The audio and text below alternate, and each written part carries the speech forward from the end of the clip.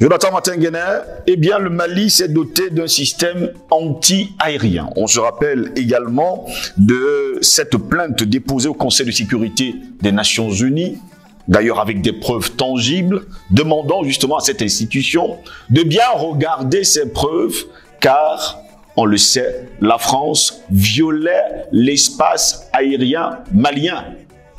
Et d'ailleurs, aujourd'hui que le Mali s'est doté d'un système anti-aérien, Washington va en guerre. Washington est-il devenu aujourd'hui le pays qui fait la campagne de manipulation ou bien c'est tout simplement une psychose? Prenons les deux pays différents. Pour Washington, la batterie anti-aérienne est russe. Vous savez que pour les États-Unis, tout ce qui est russe, c'est le diable. Donc, ils vont s'agiter. Ça agit sur eux comme... moi, j'ai vu des films d'exorcisme, de l'eau bénie sur quelqu'un qui est embouté. Oui, ils entrent en transe. C'est un peu ça. C'est-à-dire, ils se sentent comme provoqués. À la minute, c'est comme s'il y a quelque chose qui s'est produit. Et toute la diplomatie états-unienne va vociférer et dire des choses, parfois même à la limite de l'intelligible. Donc, côté États-Unis, c'est même un réflexe normal. Ils sont dans une compétition, dans une crainte, parce que leur hégémonie est sérieusement bousculée en Ukraine par les Russes.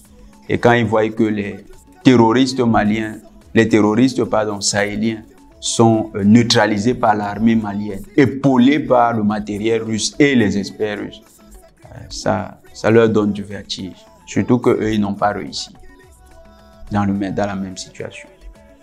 Donc à ce niveau, il y a comme le mauvais élève qui voit le bon élève faire le bon travail et qui s'agite. Côté de la France, on se pose bien des questions. J'aurais bien compris si c'était l'État français, la jeune Française qui s'exprimait. On aurait dit que, au Cameroun, on dit qu'ils ont le macabo. Ils ont encore le morceau en travers de la gorge. Le Mali leur a échappé, le Mali est sorti du système d'exploitation de la jeune Française, de ces mécanismes pipés et vicieux qui faisaient la prospérité de la jeune Française. À ce niveau, on aurait compris. Mais c'est Air France, mon frère Ngoss. Air France, et ça fait peur. Pourquoi ça fait peur? Il y en a beaucoup qui vont dire, ah non, Air France, avant de rentrer dans les détails, oui. On va prendre ces détails de comparaison là après. Mais je dis que ça fait peur parce que Air France est censé être un opérateur commercial civil. Bon, commercial, c'est déjà même civil. C'est un opérateur commercial. Air France est censé délivrer ses services à des civils. On place une batterie anti-aérienne qui opère essentiellement contre du matériel militaire, des menaces sécuritaires. Air France, qui a un droit en bonne et due forme de circuler dans le ciel malien, s'inquiète. Mon frère Ngoss, ça fait peur. Laisse-moi rire un peu. Imagine-toi que j'arrive ici et tu as mis un communiqué à la porte. Tous ceux qui ont l'habitude de voler les clés USB, vous serez frappés d'un panari. Vous savez, en Afrique, il y a ce genre de menace. Et moi, à la porte, vous me voyez dire, mais Ngoss, pourquoi tu mets le panari pour ceux qui prennent les clés USB? Au départ, tu vas dire, non, Jonathan, c'était juste... Mais si tu constates que je suis sérieux, à l'instant, tu commences à dire, mais attends. N'est-ce pas Jonathan qui vole? Est-ce que je n'ai pas trouvé le bandit? Tu vois un peu l'affaire. C'est-à-dire que Air France qui est dans le civil, oui, s'inquiète pour une affaire des militaires. Mais c'est la sorcellerie. En Afrique, c'est comme ça qu'on dirait, mais c'est la sorcellerie. Air France est dans le civil. Cette affaire, c'est pour les militaires. Oui, si l'État français dit qu'ils se fâchent, eux, ils ont des militaires. Mais toi, tu crains quoi? C'est-à-dire qu'Air France, c'est qu'elle fait des choses qui sont louches sur le territoire du Mali. C'est ce que ça signifie.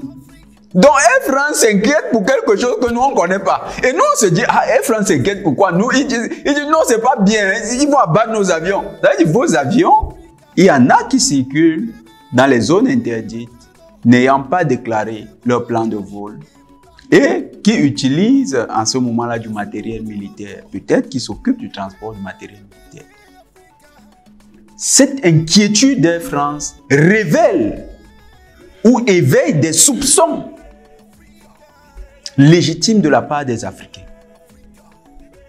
Une compagnie commerciale qui est censée être dédiée essentiellement au commerce, au travail avec des civils, s'inquiète d'une mesure militaire. Ça veut dire que cette compagnie exerce sur les deux domaines.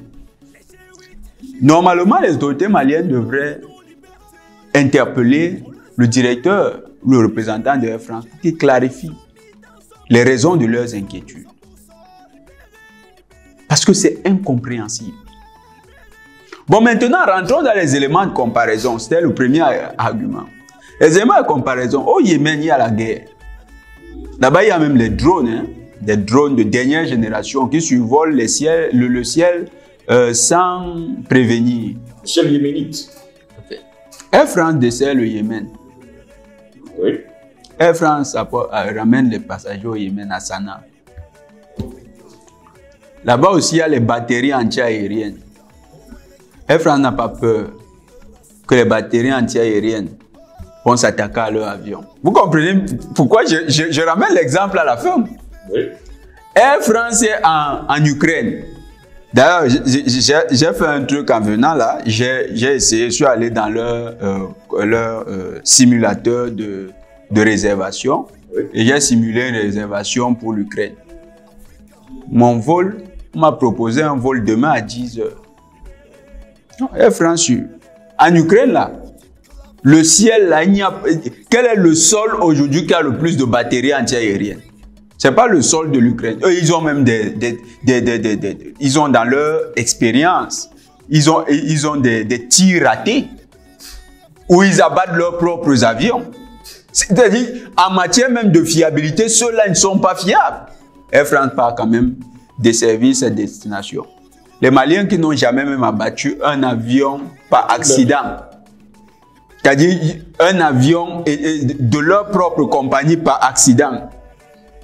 Air France a peur de la manipulation, bien de l'usage de cet appareil au Mali.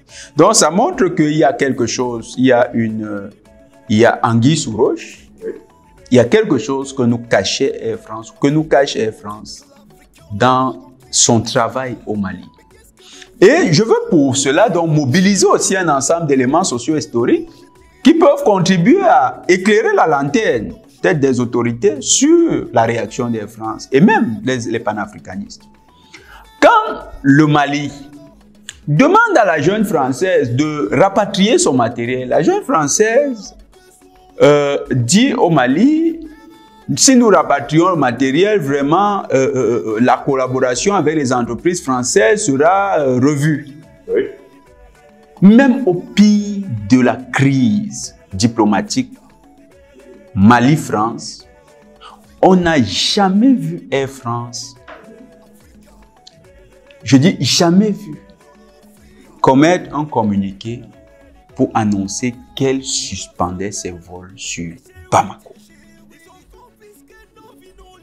À l'heure où certaines compagnies de la sous-région, quand on a même signé l'embargo, certaines compagnies de la sous-région ont décidé de ne plus desservir Bamako. Air France desservait toujours Bamako.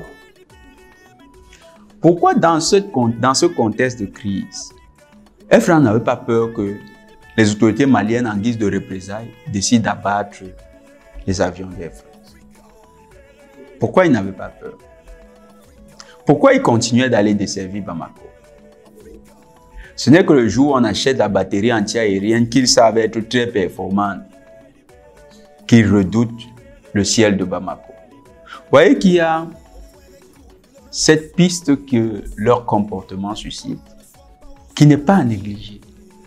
Que fait vraiment Air France au Mali? Est-ce que Air France est une compagnie commerciale comme les autres? Est-ce que Air France n'a pas des accointances avec les terroristes qui sont effectivement des acteurs armés? Est-ce que Air France déclare totalement son activité au Mali?